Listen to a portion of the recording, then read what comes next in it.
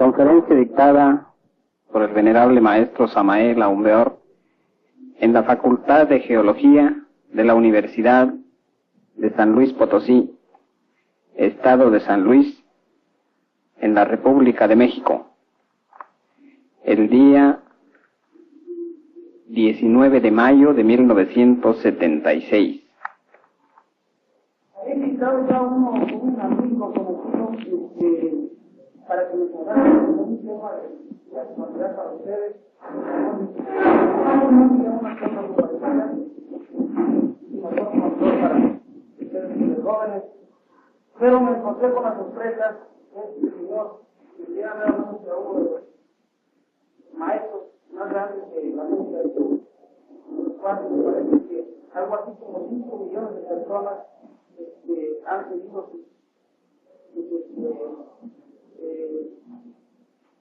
su camino, han oído sus palabras y han quedado maravillados con sus conceptos. Vamos a escuchar nosotros a este gran maestro que viene con una doctrina muy de época y de mucha trascendencia para nosotros. Con ustedes el maestro Samael Aumbeor.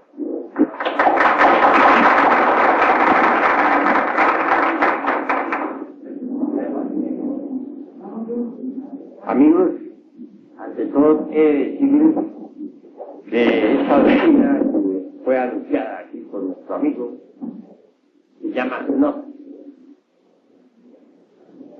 Aquí en nuestro país, México, tenemos nosotros una asociación de estudios gnósticos, antropológicos y culturales. A mí me ha cabido el alto honor de enseñar la doctrina en todo nuestro país, México. Yo soy de Cotija, Michoacán. He vivido más que en otros lugares, en distritos federales. He viajado también por algunos lugares fuera de nuestro país, llevando la doctrina. Y tenemos ya unos 5 millones de personas en toda la América.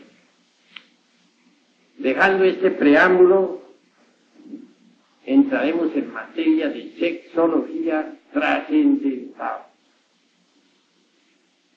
Ciertamente podemos estudiar la sexología desde dos ángulos completamente diferentes. El uno, desde el punto de vista meramente oficial, tal como se enseña en la Universidad de Medicina, etc.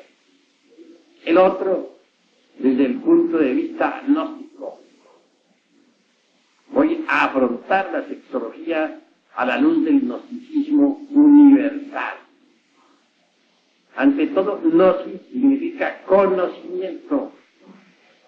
La palabra gnosis entra también en la ciencia oficial. Diagnosis, por ejemplo. Diagnóstico. Ven ustedes la gnosis ahí en la etimología. En todo caso, las corrientes gnósticas definizadas conocen a fondo la sexología. En nombre de la verdad debo decirle que Sigmund Freud, con su psicoanálisis, inició una época de transformaciones extraordinarias en el campo de la sexología. Sigmund Freud produjo una innovación dentro del terreno de la medicina, y eso lo saben todos los que han estudiado a Freud. Adler fue ciertamente uno de sus mejores discípulos. Discípulo de él también fue Jung y muchos otros psicólogos, psicoanalistas y parapsicólogos. El sexo en sí es el centro de gravedad de todas las actividades humanas. Alrededor del centro giran todos los aspectos sociales de la vida. Veamos, por ejemplo, un baile, una fiesta. Alrededor del sexo gira toda la fiesta. café, gira todo alrededor del sexo. Hoy en día el sexo comienza a ser estudiado a ser estudiado por algunos sabios con propósitos trascendentales. Desafortunadamente, y es verdad, abunda mucho la pornografía. Se desvía el sexo hacia actividades meramente sensuales. Hay varias clases de sexo. Existe el sexo normal, común y corriente, existe el infrasexo y existe el suprasexo. ¿Qué se entiende por sexualidad normal? Entiéndese por sexualidad normal la actividad sexual conducente, pues, a la reproducción de la especie. La infrasexualidad es diferente y hay dos clases de infrasexuales. En materia de cábala, por ejemplo, se dice que Adán tenía dos esposas, Lilith y Nahemah. Lilith representa una de las esferas infrasexuales. Encontramos en ella los pedreristas, los homosexuales, las lesbianas, los etcétera, etcétera, etcétera. Y del lado de Nahemah encontramos nosotros los abusadores del sexo pornográfico, aquellos que se entregan de lleno, pues, a la lujuria sin frenos de ninguna especie ni control alguno. Son dos esferas de la infrasexualidad. Así pues, el sexo normal, repito, conduce a la reproducción de la especie. En cuanto al goce sexual en sí mismo, es un goce legítimo del hombre. Quienes consideran el goce sexual como un pecado, quienes lo califican con algún tabú, o quienes tienen la tendencia a considerarlo motivo de vergüenza, disimulo, etcétera, están totalmente equivocados. El goce sexual, repito, es un goce legítimo del hombre. De ninguna manera podría ser despreciado o subestimado o calificado como tabú. Se tiene derecho por naturaleza al goce sexual. Pero pasemos ahora al suprasexo, a la suprasexualidad. Incuestionablemente la suprasexualidad es para los genios, para los hombres trascendentales, para las mujeres inefables, etcétera. Suprasexuales fueron un Jesús de Nazaret, un Buda, un Hermes Trismegisto, un Mahoma, un Lao Tse en China, un Quetzalcóatl para nosotros los mexicanos, un Pitágoras, etcétera. Todos podríamos entrar en el reino de la suprasexualidad. Empero, digo, para entrar en el reino de lo suprasexual, en la esfera de la suprasexualidad, se requiere primero que todo el sexo normal. El infrasexual, por ejemplo, lesbianas, homosexuales, pedreristas, masturbadores, no está preparado para entrar en el reino de la suprasexualidad.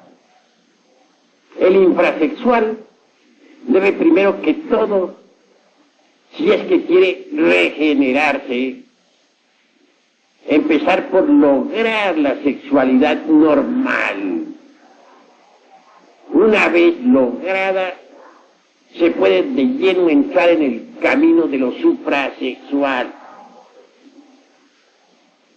Es difícil para los homosexuales y para las lesbianas que pertenecen a la esfera de lo infrasexual la regeneración. Hace poco vino a visitarme un sujeto homosexual. Venía de su país, Honduras. Tal hombre posee una cultura intelectual bastante amplia. Se entusiasmó mucho por las ideas revolucionarias de la sexología, tales como las preconiza el gnosticismo universal. Y hablándome con franqueza me contó su trágica historia de homosexual. Sin embargo, me manifestó el deseo de regenerarse, de entrar en el terreno de la sexualidad normal y después, posteriormente, meterse por el camino suprasexual. Amigo, le dije, no le queda a usted más remedio que adquirir la sexualidad normal.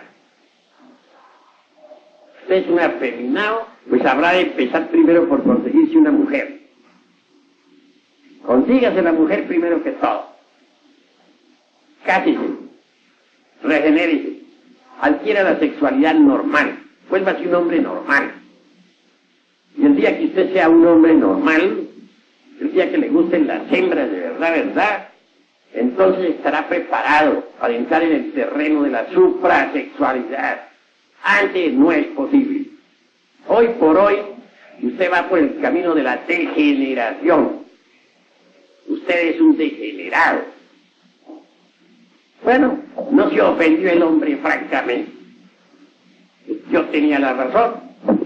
Dijo que se iba a conseguir una mujer, que se iba a casar, que iba verdaderamente a tratar de volverse en sexo normal, porque él deseaba algún día entrar en las esferas trascendentales de lo suprasexual. Ojalá que el amigo se regenere. Ojalá. En otra ocasión vino a mí una lesbiana. Me dijo que quería que le aconsejara, que francamente a ella le encantaban las mismas mujeres, que estaba en un problema gravísimo, que ella gastaba mucho dinero en cierta dama que había por ahí, pero que esa dama pues le estaba poniendo cuernos, como decimos. Lo cierto es que andaba la dama de sus anhelos por la calle con otras damas, claro, la provocaba a celos. Y sufría aquella lesbiana como si fuera un hombre. Exactamente, lloraba y suplicaba y me pedía consejos como si fuera un hombre. Entre paréntesis, era una vieja horrible. No se lo niego a ustedes. Yo no pude menos que mirarla con un terrible asco. Bueno, le di unos cuantos consejos. Le dije que lo mejor era que se regenerara, que se consiguiera un hombre, que entrara por el camino de la sexualidad normal, etc. No sé si aquella pobre vieja se habrá pues regenerado. No parecía tener muchas ganas de regenerarse, pues estaba demasiado celosa por su dama, celosa con otras damas que acompañaban a su dama. Parecía todo un macho, ni más ni menos. Vean ustedes qué horrible es el camino de la degeneración, el camino infrasexual. Pero no solamente son infrasexuales, en verdad, las lesbianas, los homosexuales, los masturbadores, los periodistas. No, infrasexuales son también los abusadores del sexo. Esos que hoy tienen, que a cada instante, a cada segundo están cambiando de dama. Esos que copulan hasta 10 y 15 veces diarias. Que los hay, yo los conozco, sujetos así. Indudablemente esos son degenerados también, infrasexuales, aunque se creen muy machos. Pero de machos lo que tienen es que están degenerados. Entremos ahora en el camino, pues, de la sexualidad normal. La sexualidad normal en sí es hermosa. Se une el hombre a su mujer, se aman, reproducen su especie, viven una vida mesurada, etcétera. Viven, eso sí, de acuerdo con los intereses de la naturaleza, de acuerdo con la economía de la naturaleza. Cada uno de nosotros es una maquinita, y eso no lo podemos negar, que capta determinados tipos y subtipos de energía cósmica. Cada maquinita, es decir, cada uno de nosotros, después de captar esos tipos de energía cósmica o universal, las transforma tales energías automáticamente, subconscientemente, y las retransmite a las capas anteriores de la Tierra. Así que la Tierra es un organismo vivo, un organismo que vive de nosotros. No quiero decirles a ustedes que las plantas no cumplan igual función. Claro que cada planta, según su especie, capta tales o cuales tipos de vibración cósmica, que luego transforma y retransmite a las capas anteriores de la Tierra. En cuanto a los organismos de los animales, sucede lo mismo. Ellos captan tales o cuales tipos de energía que transforman y retransmiten a las capas anteriores del organismo planetario. Total, la Tierra es un organismo vivo. Nosotros nos reproducimos incesantemente con la sexualidad normal. Eso es necesario para la economía de la naturaleza. Además, el goce sexual es un goce legítimo del hombre. No es un crimen, no es un delito como suponen muchos mojigatos, muchos mentecatos, muchos fiestistas, etc. Pero hoy por hoy nosotros con nuestra sexualidad normal vivimos de acuerdo con los intereses económicos de la naturaleza. Otra cosa es la suprasexualidad. Esto es definitivo. Entrar en el terreno suprasexual es entrar ya en el camino de las transformaciones extraordinarias. Federico Nietzsche, en su obra Así hablaba Zaratustra, habla francamente del superhombre. Dice, ha llegado la hora del superhombre. El hombre no es más que un puente tendido entre el animal y el superhombre. Un peligroso paso en el camino, un peligroso mirar atrás, todo en él es peligroso. Ha llegado la hora del superhombre. Bueno, Hitler interpretó a Nietzsche a su modo.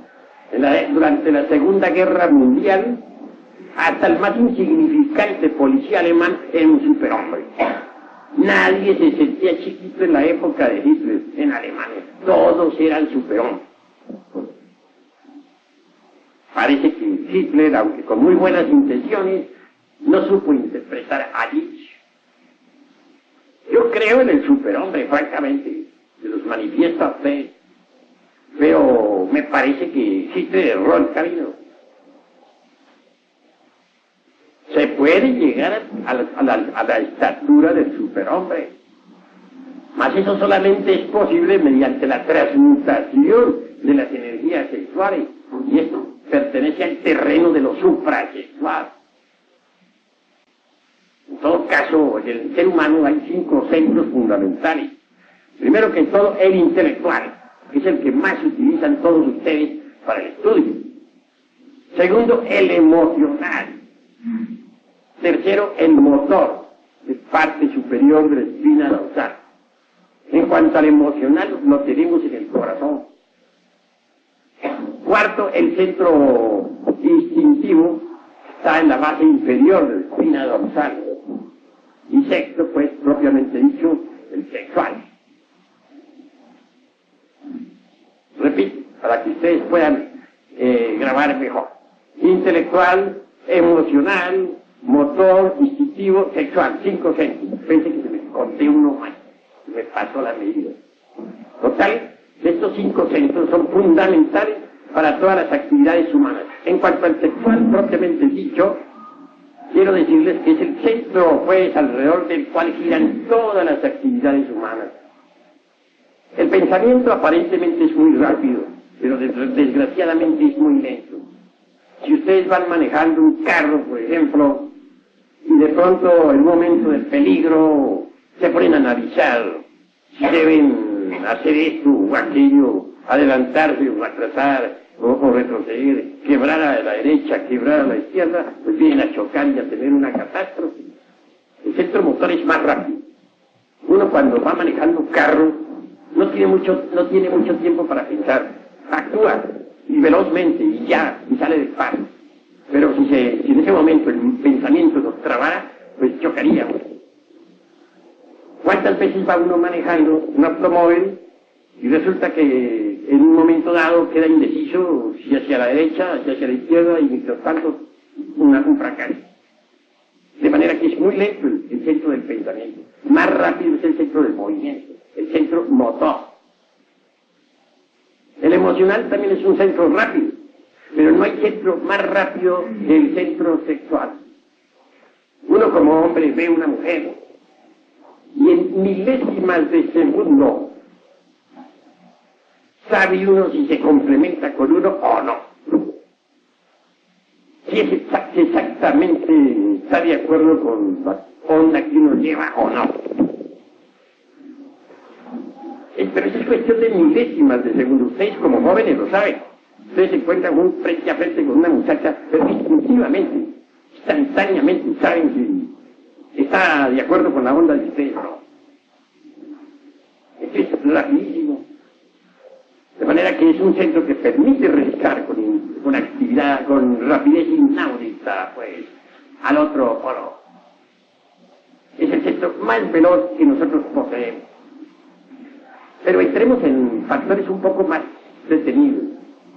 Muchas veces un hombre vive feliz con su mujer, quiere. Sin embargo, nota que algo le falta. Ciertamente puede suceder que con la mujer que uno esté, no se sienta completo. Puede ser que ella llene las actividades del centro emocional, posiblemente. Pero tal vez no se complementa con uno mentalmente. O tal vez sexualmente no se complemente con uno. Y al encontrar uno por ahí otra dama, puede suceder que esta otra sí se complemente con uno. Y entonces viene eso que se llama adulterio. No vengo yo aquí a alabar el adulterio. En cierta ocasión por ahí había una sala donde varias adúlteras estaban dándole al vidrio. Y una de ellas, de pronto embriagada de vino, dijo: ¡vive el adulterio! Es una dama muy hermosa, entre paréntesis. No, yo no vengo a hacer alabanzas del adulterio, porque eso sería absurdo. Pero sí, veo las causas del adulterio.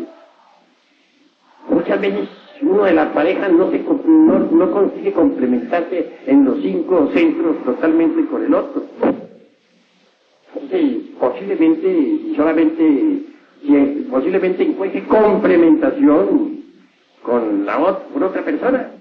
Y de ahí deriva eso que se llama adulterio. Supongamos que emocionalmente un hombre se complementa con una mujer, pero sexualmente no. Puede darse el caso que encuentre una dama con la que sí se complemente sexualmente.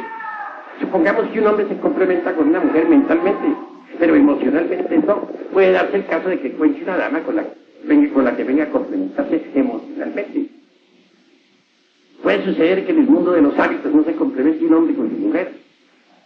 Puede suceder que encuentren también en el mundo de los hábitos relacionado con el centro motor otra mujer con la que sí se complemente, con la que tenga habilidad.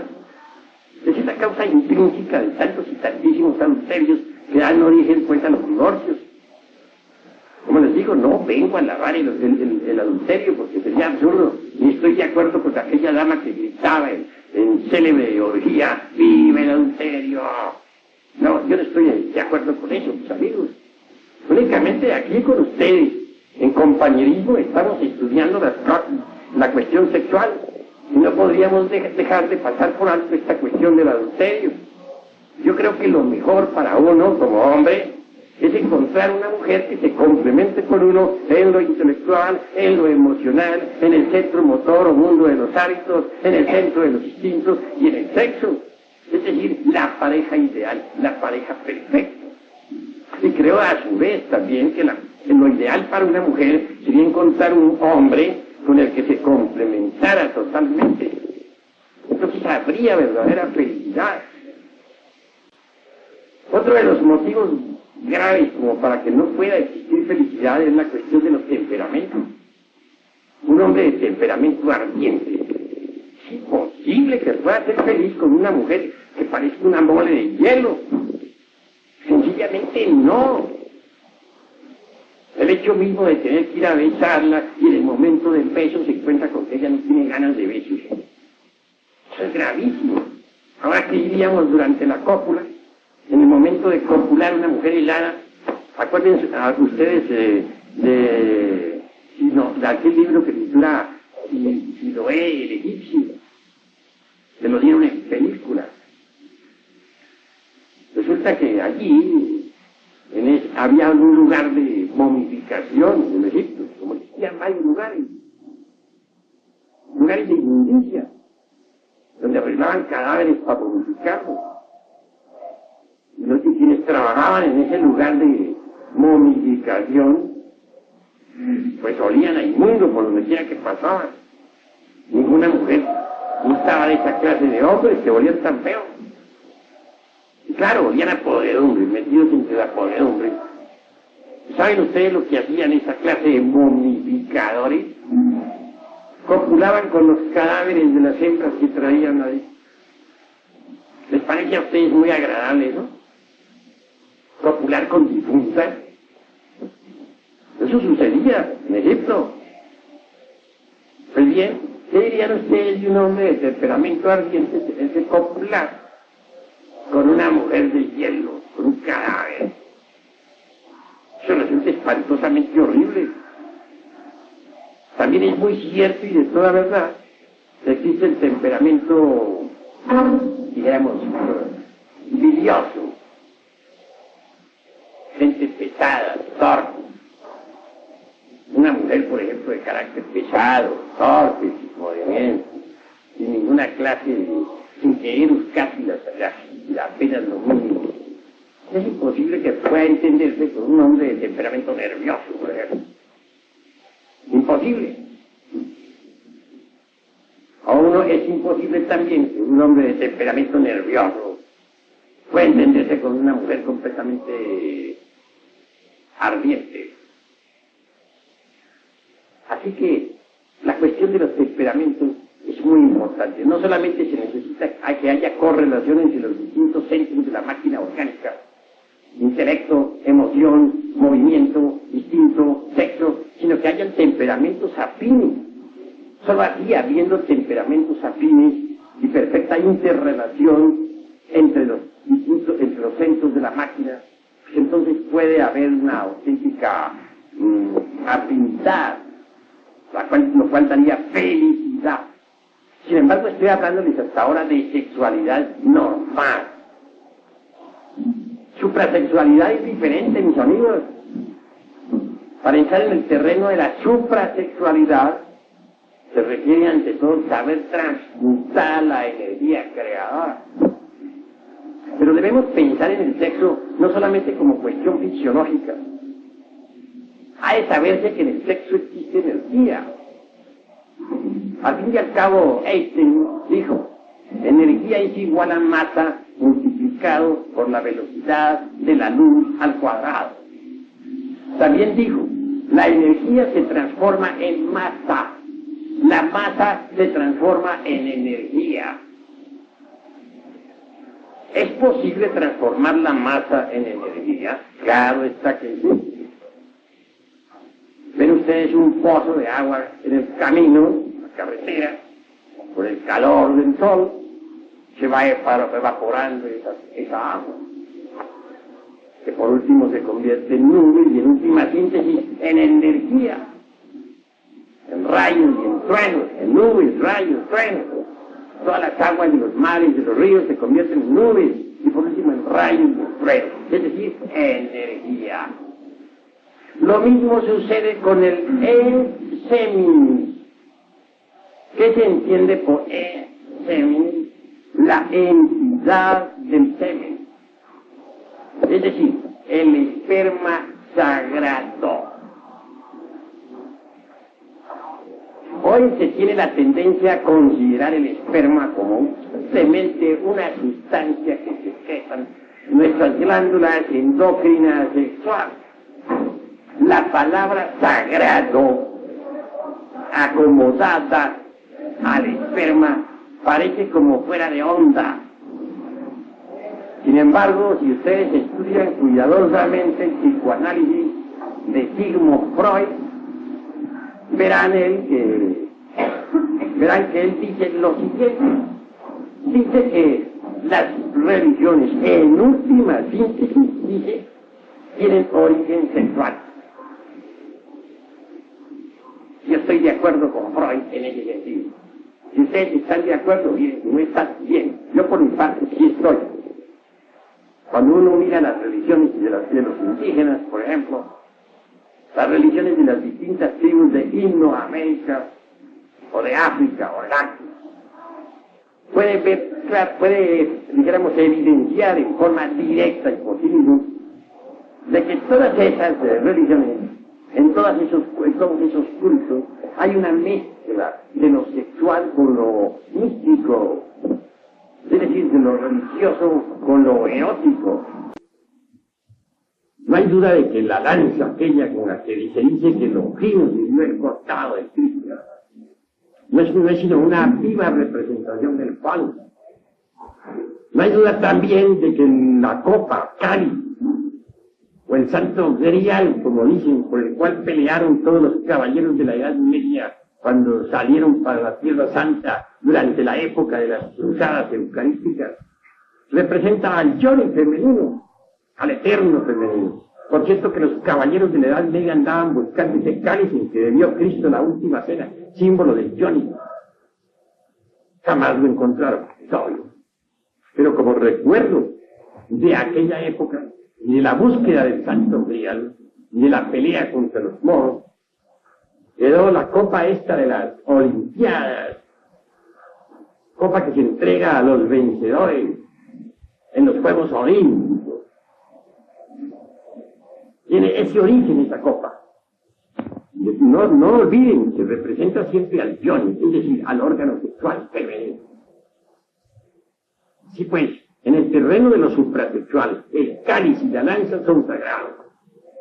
El esperma es sagrado, porque en el esperma está contenida nuestra propia personalidad. Los alquimistas medievales veían en el esperma al vitriolo. Por cierto que esa palabra se descompone así. Visitar interior interran, rectificatur indegnas, occultum lapidum. Visita el interior de nuestra tierra que rectificando encontrarás la piedra oculta. Pero ¿a qué piedra se referirían precisamente los alquimistas medievales? A la famosa piedra filosofal. Tal piedra hay que fabricarla. No hay duda de que existen fórmulas para la fabricación. Yo creo en la piedra filosofal, pero hay que fabricarla. Mediante el esperma sagrado y sus transmutaciones es posible lograr la piedra filosofal. La transmutación de la libido sexual, convertir el esperma en energía, es posible cuando se conoce la clave. Lo importante es conocer la clave. Si con el enseminis podemos nosotros dar vida a un hijo, si con el enseminis podemos reproducir la especie, si con el enseminis podemos llenar de millones de seres humanos un mundo, es cierto y de toda verdad que con el enseminis, es decir, con la entidad del semen, podemos darnos vida a sí mismos y convertirnos en verdaderos superhombres en el sentido más completo de la palabra. Ahora bien, lo importante sería lograr la transmutación de la libido sexual. Mediante la transmutación logramos cerebrizar el semen y y seminizar el cerebro. Se hace necesario seminizar el cerebro, señores, porque es muy sabido por los hombres de ciencia actual que no todas las áreas del cerebro actualmente están trabajando. Se sabe hoy en día en medicina de que solo una mínima parte de nuestro cerebro está actualmente ejerciendo sus funciones. Incuestionablemente tenemos muchas áreas, muchas partes del cerebro inactivas. Si con el poquito de cerebro que está activo hemos logrado crear cohetes atómicos que viajan a la luna, hemos logrado crear la bomba atómica con la que se destruyeron ciudades como Hiroshima y Nagasaki, hemos conseguido nosotros aviones supersónicos que viajan a una velocidad extraordinaria. ¿Qué tal si nosotros regeneráramos el cerebro? Si pusiéramos en actividad todas las partes del cerebro, si la totalidad de la masa encefálica trabajara, entonces podríamos transformar este mundo, cambiarlo, hacerlo maravilloso. Pero hay que regenerarlo, hay que seminizarlo, cerebrizar el cerebro y seminizar el cerebro. He ahí la clave. Es posible seminizar el cerebro. Los grandes músicos de antaño, un Beethoven, por ejemplo, un Mozart, un Chopin o un Liszt, fueron hombres que tuvieron el cerebro muy seminizado. Hombres que dieron a su cerebro capacidades extraordinarias, que utilizaron el mayor porcentaje de las áreas cerebrales. Sin embargo, hoy en día la cosa es muy diferente. El cerebro humano se ha degenerado demasiado y no nos damos cuenta de ello. Si estamos en medio de una pachanga contentos, si estamos de acuerdo con la última onda, si estamos en pleno rock and roll, y de pronto alguien quita el disco y pone la 9ª sinfonía de Beethoven, ¿cómo se sentirían ustedes? ¿Estamos seguros de que ustedes continuarían en la pachanga? ¿Qué harían ustedes? Claro, ustedes no irían a insultar al señor de la casa, naturalmente no, pero muy decentemente se retirarían, ¿verdad? ¿Por qué? En la Edad Media, por ejemplo, cuando el cerebro todavía no se había degenerado tanto como ahora, la cosa era distinta, se bailaba al compás, pues puro ballet, al compás de la música clásica. En plena comida estaban los músicos haciendo vibrar las más deliciosas sinfonías. De moda estaba Beethoven y Mozart, Chopin y Liszt. Eso era en la Edad Media, señores. Pero ahora no estamos en la Edad Media. Y ahora nos salen con una música de esas. En plena pachanga sencillamente nos despedimos y goodbye, nos vamos. Claro. ¿Por qué? Porque nos aburrimos. ¿Y por qué nos aburrimos? Somos analíticos. Aquí estamos para analizar. Sencillamente porque el cerebro está degenerado. Ya hay ciertas áreas que ya no pueden apreciar la buena música. ¿Y por qué se ha degenerado el cerebro? Se ha degenerado sencillamente porque nosotros durante varios siglos hemos estado extrayendo de nuestro organismo la entidad del semen. No la hemos extraído únicamente para dar vida a nuevas criaturas. No, la hemos extraído porque nos ha gustado. Es un gran placer. Eso es todo. Por eso nos hemos dado gusto en la lujuria, en lechos de placer, gozando a lo lindo. Pero el Paganini ha sido el cerebro. Ese es el que ha tenido que pagar el pato. Ahora sucede que muchas áreas no están trabajando.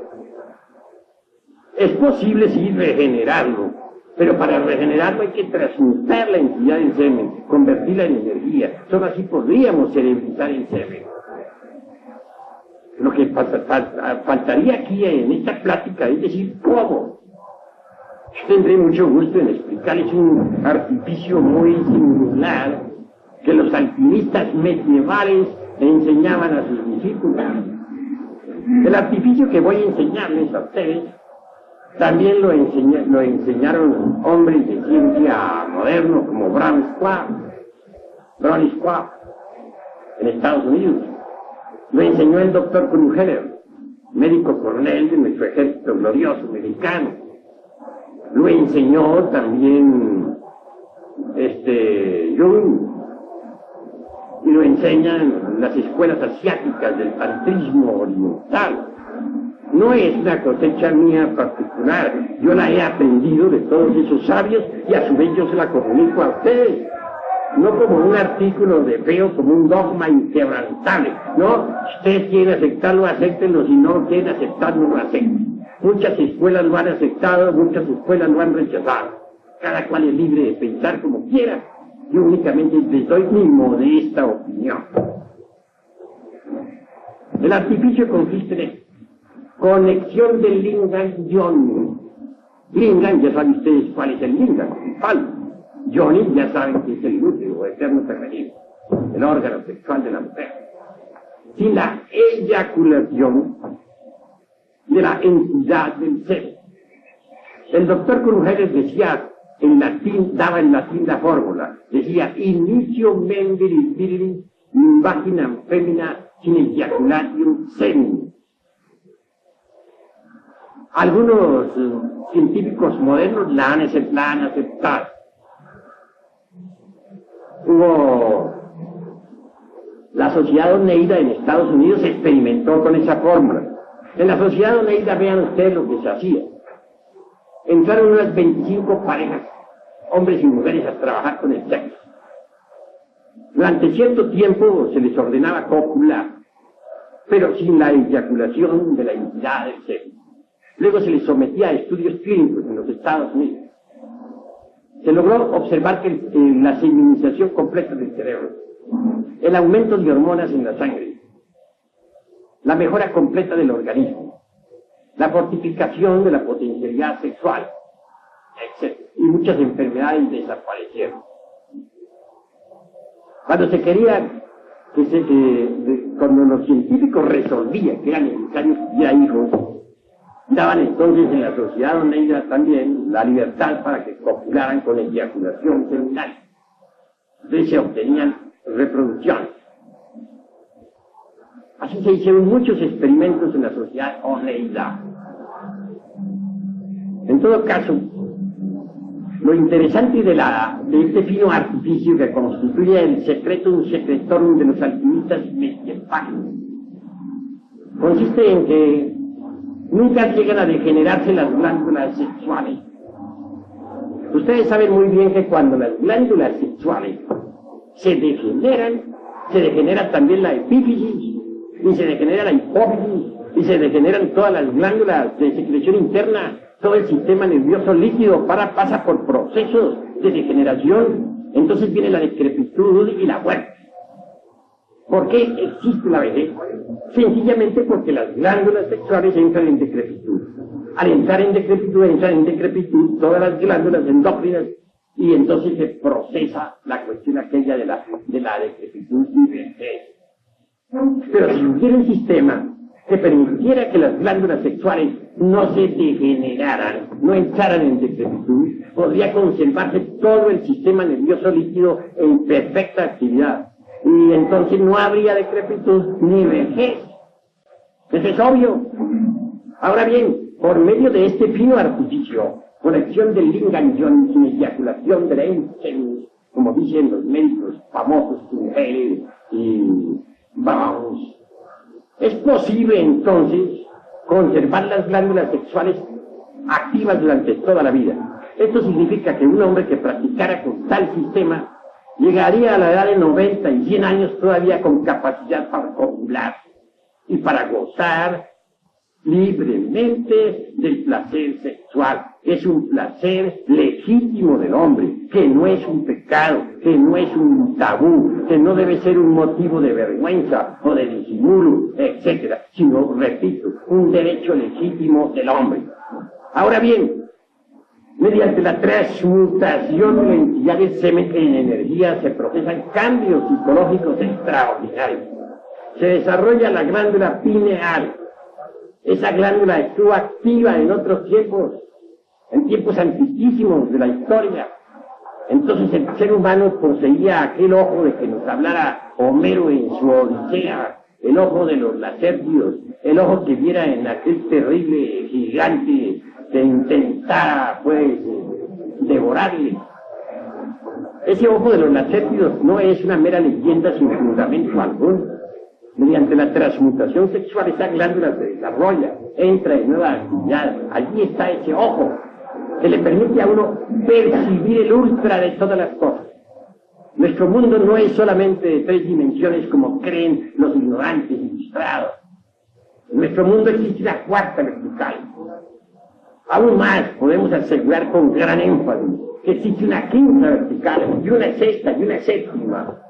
Esto es que nosotros nunca hemos visto nuestro mundo como verdaderamente es, y no lo hemos visto porque nuestros 5 sentidos están degenerados. Nuestra glándula pineal está atrofiada. Existen otros sentidos en nosotros que están completamente degenerados y que son de percepción, pero que están degenerados. Si los lográramos regenerar, podríamos percibir el mundo como es, con sus 7 dimensiones. Así que la cruda realidad de los hechos es que mediante la transmutación sexual se puede regenerar la pineal y los otros sentidos que se hayan atrofiado. Así tendríamos acceso a un mundo de conocimientos extraordinarios. Así tendríamos acceso a las dimensiones superiores de la naturaleza y del cosmos. Así podríamos ver, oír, tocar y palpar las grandes realidades de la vida y de la muerte. Podríamos aprehender, capturar todos los fenómenos cósmicos en sí, tal cual son, y no como aparentemente son. Transmutación es la clave. Cambiar el esperma, modificarlo en energía. He ahí lo fundamental. Ha llegado pues la hora de comprender todo esto a fondo, integralmente. Si un hombre se propusiera cumplir con esa fórmula tan sencilla, con ese artificio que nos enseñara Brown, que nos enseñara Kruger y que nos enseñaran los alquimistas medievales, podría decirles a ustedes con gran énfasis y absoluta seguridad que este hombre a la larga se transformaría en un superhombre. Todos sentimos la necesidad de cambiar, de convertirnos en algo diferente. Esto es si no somos reaccionarios, porque el conservador y el retardatario no desea cambiar. Pero cuando uno es revolucionario de verdad, uno quiere ser distinto, uno quiere cambiar fundamentalmente, transformarse en algo distinto, convertirse en un superhombre, hacer de la doctrina de Nietzsche una realidad. Es posible cambiar mediante la transmutación sexual. La fuerza sexual nos puso sobre el tapete de la existencia y esto no me lo pueden ustedes negar. Nosotros existimos, vivimos, gracias a que tuvimos un padre, gracias a que tuvimos una madre. En última síntesis, la raíz de nuestra propia vida es la cópula de un hombre y de una mujer. Ahora bien, si la fuerza sexual, si la energía del sexo tuvo poder para ponernos sobre el tapete de la existencia, es obvio que es la única que tiene autoridad de verdad para transformarnos radicalmente. En el mundo hay muchas ideologías, en el mundo hay muchas creencias, y cada cual es libre de creer en lo que le dé la gana. Pero la única fuerza que tiene autoridad para transformarnos fue la que nos creó, la que nos puso sobre el tapete de la existencia. Me refiero en forma enfática a la fuerza sexual. Aprender a manejar esa energía maravillosa del sexo significa hacerse amo de la creación. Cuando el esperma sagrado se transforma en energía, se provocan cambios psicosomáticos extraordinarios. Bien sabemos nosotros lo que son esos vasos hormonales de nuestras gónadas, cómo trabajan, cómo pasan las hormonas de vaso en vaso, cómo por último a lo largo de los cordones espermáticos llega hasta la próstata. Bien sabemos lo valiosa que es la próstata. Allí se producen las más grandes transformaciones de la entidad del ser. Y las hormonas, por último, entran en el torrente sanguíneo. La palabra hormona viene de una raíz griega que significa ansia de ser, fuerza de ser. Las hormonas han sido estudiadas por nuestros hombres de ciencia. Son maravillosas. Las hormonas sexuales, por ejemplo, entrando en el torrente sanguíneo, realizan prodigios. Cuando tocan a las glándulas endócrinas, sea a la tiroides, sea a las paratiroides, sea a los riñones suplementarios, esmolatismo, etcétera, etcétera, etcétera, las estimulan, hacen que esos pequeños microlaboratorios produzcan más hormonas. Y esas hormonas producidas por todas las glándulas en general enriquecen el torrente sanguíneo en forma extraordinaria. Entonces desaparecen las dolencias, desaparecen las enfermedades. Desgraciadamente hoy por hoy, el esperma que es preparado por las gónadas y que luego sube o asciende hasta la próstata, es desgraciadamente despilfarrado, ni siquiera se les deja descomponer a los famosos espermos y las hormonas, cuando ya se les tira fuera del organismo, cuando se les arroja. Muchas veces ni siquiera alcanza a ascender desde los testículos hasta la próstata la entidad del pene, cuando ya es eliminada. En cuanto a los masturbadores, ¿qué diremos? ¿Bien saben ustedes lo que es el vicio de la masturbación? Cuando alguien se masturba, inevitablemente está cometiendo un crimen contra la natura. Después de que se ha eyaculado la entidad del semen, crea cierto movimiento peristáltico en el palo. Y esto lo sabe cualquier hombre. Entonces, con tal movimiento siempre el palo se recoge del útero de la mujer la energía que necesita para alimentar al cerebro. Pero durante la masturbación la cosa es distinta. El palo lo único que recoge con el movimiento peristático es aire frío que va al cerebro. Así se agotan muchas facultades cerebrales. Innumerables sujetos han ido al manicomio por el vicio de la masturbación. Un cerebro lleno de aire es un cerebro estúpido en un 100%. Así que es condenable ese vicio, totalmente. Distinto es si se transmuta el esperma sagrado en energía, pero esto solamente es posible durante la cópula, evitando pues a toda costa la eyaculación del enserius.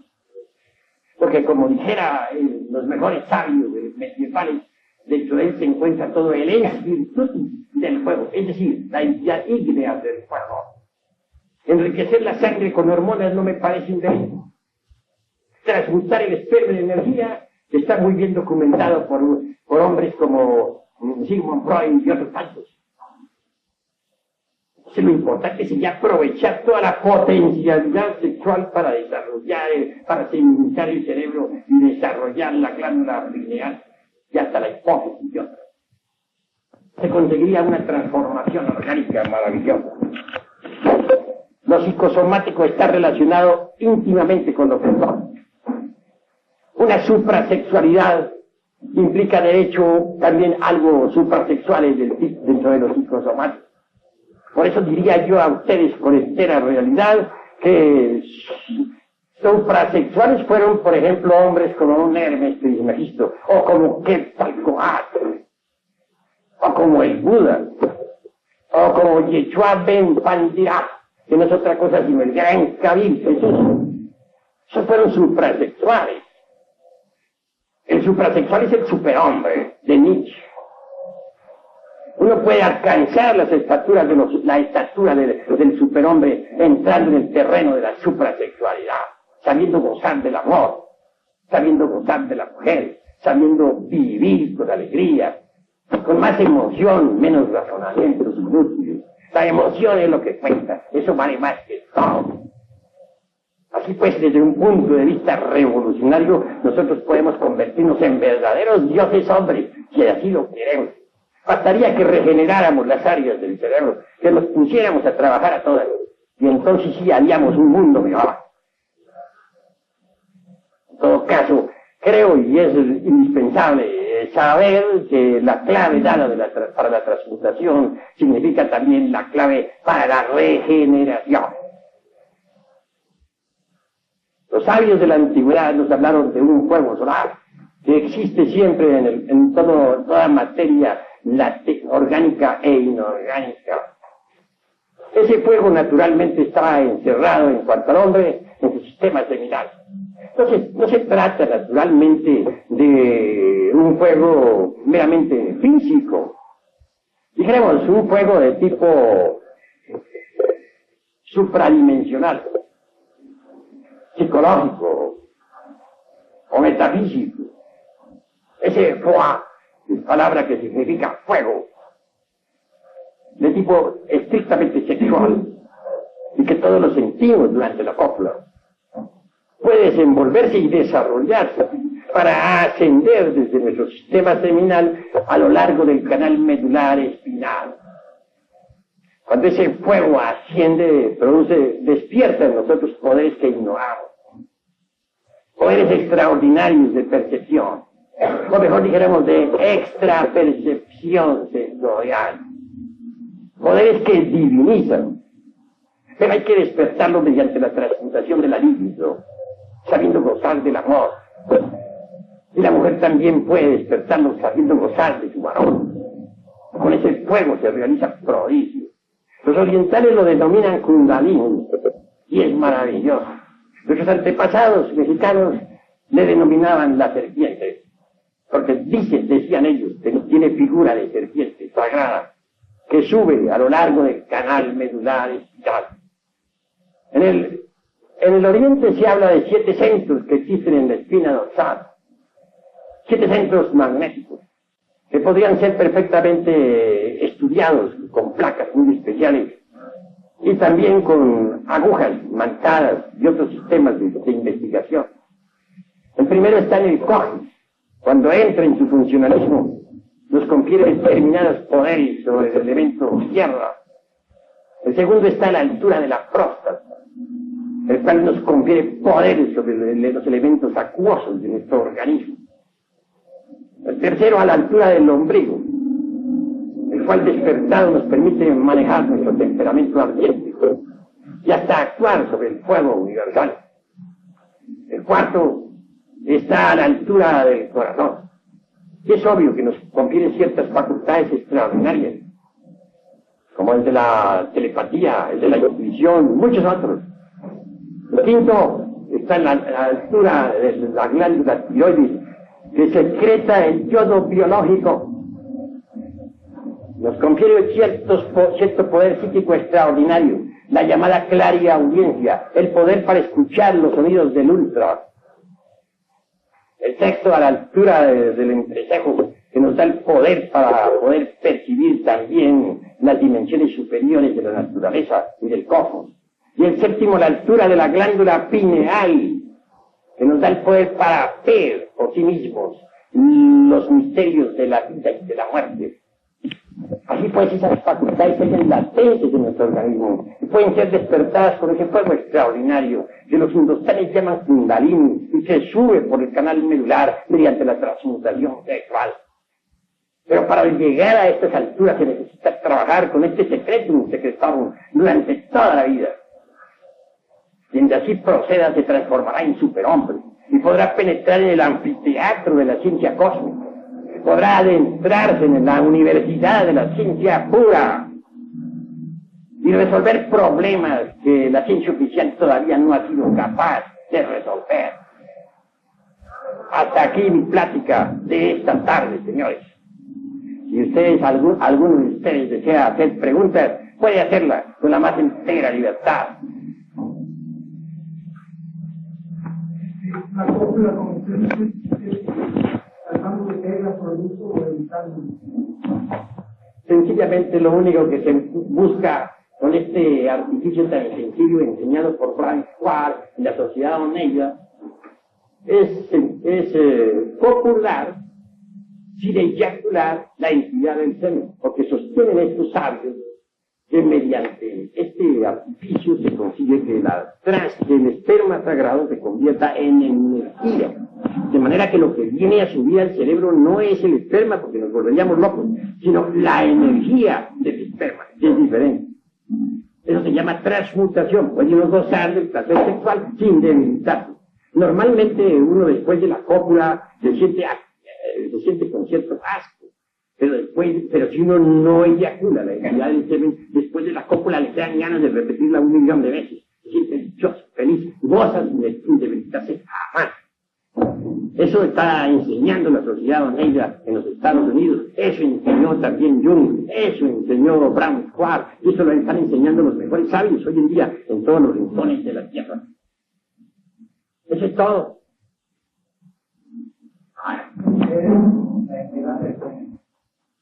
Bueno, cuando se habla de la entidad del semen, nos referimos en forma concreta, exacta, al esperma sagrado, al semen químico. Solo que en lenguaje un poco más delicado se le dice la entidad del semen, y aún mucho más delicado, como para que no se espante la gente, se dice el semen. Eso ya como para que no se espante. ¿Alguna otra pregunta? A los chicos que llamamos comúnmente masoquistas, ¿entre qué tipo de sexualidad o de sexualidad?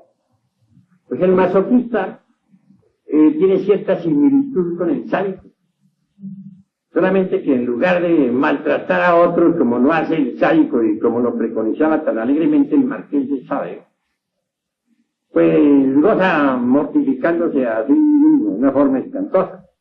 Ciertamente es un infrasexual. Pertenecería, de hecho, a la esfera infrasexual del budismo, hablando en lenguaje de los antiguos sabios. ¿Alguna otra pregunta? Todos pueden preguntar con la más entera libertad sobre este terreno de la sexualidad normal y de los supranaturales. Esto provocaba un nombre ya que en la mujer, en un momento, era la pareja, para jugar en la pareja. Pues una pareja, hombre y mujer, cuando están debidamente acoplados, pues sienten el mismo placer. Sea a veces que, por ejemplo, los hombres han debilitado demasiado las potencias sexuales debido al abuso. No logran satisfacer sexualmente a la mujer. Porque la mujer, para que pueda llegar a un orgasmo fisiológico, necesita que el varón sea lo suficientemente fuerte como para sostenerse durante el coito, en forma continua, hasta que ella logre, pues, tal orgasmo. Pero cuando se ha debilitado demasiado la potencia sexual en el hombre, tiene que eyacular antes de que la mujer pueda satisfacerse. Entonces,